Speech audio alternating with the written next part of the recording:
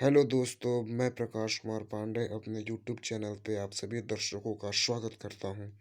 आज का जो हमारा टॉपिक रहेगा वो नॉन वर्बल रीडिंग से संबंधित रहेगा।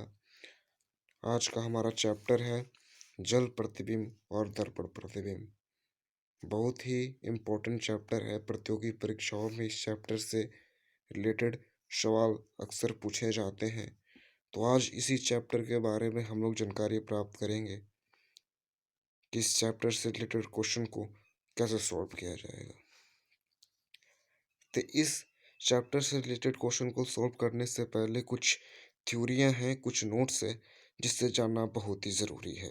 जिसमें सबसे पहले हम ये समझते हैं कि दर्पण प्रतिबिंब और जल प्रतिबिंब में होता क्या है। दर्पण प्रतिबिंब में लेफ्ट और राइट चेंज होते हैं, जबकि जल प्रतिबिंब में अप और डाउन चेंज होते हैं, अर्थात ऊपर और नीचे परिवर्तित होते हैं। जैसे अगर हम दर्पण प्रतिबिंब की बात करें तो जैसे अगर कोई फिगर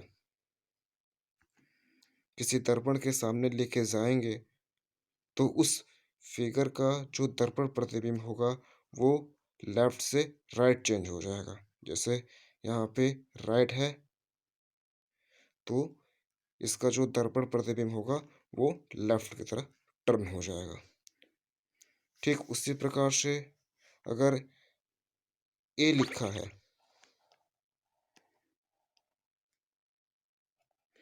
तो ए का जो दर्पण प्रतिबिंब होगा वो ए का यही होगा। लेकिन अगर एल लिखा है तो एल का दर्पण प्रतिबिंब इस तरह हो जाएगा। तो आई होप कि आप इस चीज़ों को अच्छी तरह से समझ रहे होंगे। ठीक उसी प्रकार से अगर किसी भी लेटर के जल प्रतिबिंब की बात की जाए तो जल प्रतिबिंब में ऊपर और नीचे परिवर्तन होता है। जैसे अगर हम टी की बात करें तो टी का जो जल प्रतिबिंब होगा वो इस तरह से हो जाएगा।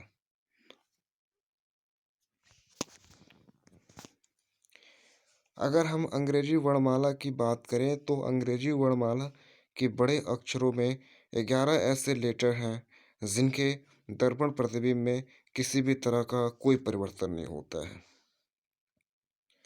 अगर A H I M O T U भी डब्ल्यू एक्स वाई ये सभी 11 अंग्रेजी वर्णमाला के अक्षरों की बात करें तो इनके दर्पण प्रतिबिंब में किसी भी तरह का कोई परिवर्तन नहीं होता है।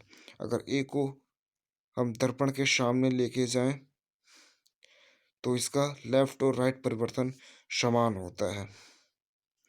वहीं अगर बी को लेकर जाएंगे तो इसका दर्पण प्रतिबिंब पूरी तरह से बदल जाएगा, अर्थात बी इन 11 अक्षरों में नहीं उपस्थित है।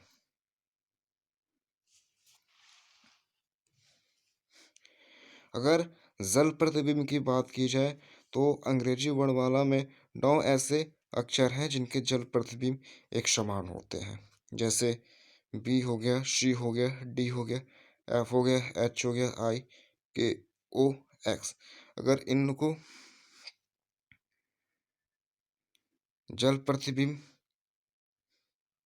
की तरफ लेके जाएंगे तो इनके जल प्रतिबिंब में किसी भी तरह का कोई परिवर्तन नहीं होगा।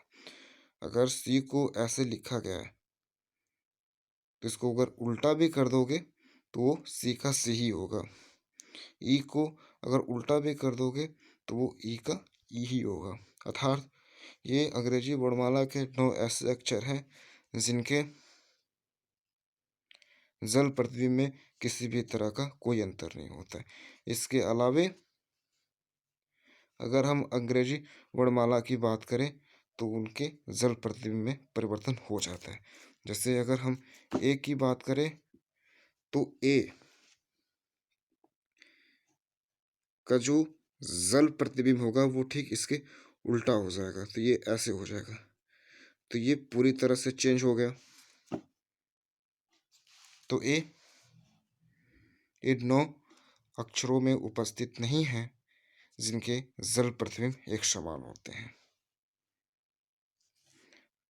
अगर हम अंकों की बात करें, तो 0 से लेकर के 9 तक की अंकों का अगर हम अवलोकन करते हैं, तो ऐसे अंक जिनके दर्पण प्रतिबिंब रियल इमेज के समान होते हैं, वह 0 और 8 हैं।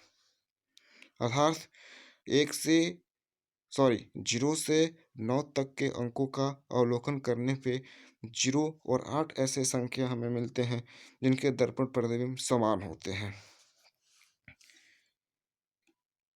और रही बात जल प्रतिबिंब की, तो 3 और 8 ऐसे